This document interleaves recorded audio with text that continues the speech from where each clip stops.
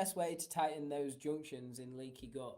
Um, yeah, so Uzma, there is three ingredients which are the best ingredients for healing and sealing a damaged intestinal lining, aka fixing leaky gut, and yeah, bringing these gaps in the intestines back to tight junctions that function correctly. And those three herbs are slippery elm, marshmallow root, and licorice root. Obviously, they're in the Qenda, so yeah.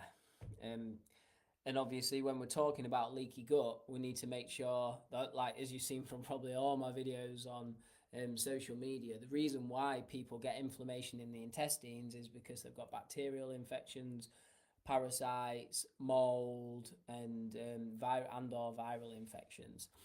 When we have these in the body, the intestines create inflammation to try and move these infections along. When it creates that inflammation, that's what creates the gaps in the intestinal cells, and then undigested food particles or waste and toxins can pass through into the blood. So, what we need to do is not just heal the damaged intestinal lining, we need to get rid of the cause of what's creating the damage. So that's why the Qenda's got the antiparasitics, antifungals, antimicrobial, and antiviral herbs in there to deal with whatever infection is inside the intestines slash body. And then you've got the slippery elm, the marshmallow root, the licorice root in there to heal the damaged intestinal lining. But then at the same time, you've got the anti-inflammatory herbs, like 21 of the 30 herbs in Qenda actually have anti-inflammatory properties.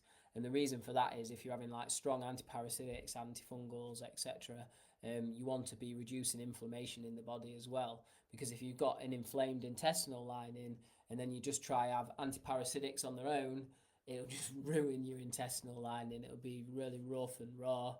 I tried that for many years, and yeah, I made myself a lot worse before I realised you've got to combine like anti-inflammatories, you've got to heal the damaged intestinal lining, you've got to clear out the infections, you've got to cleanse the liver, the kidneys, the gallbladder, you've got to support the immune system, you've got to give the intestines polyphenols, and yeah, do it all at once. And that's what works, and that's yeah why I'm here recommending the Qenda's people and helping people through the process.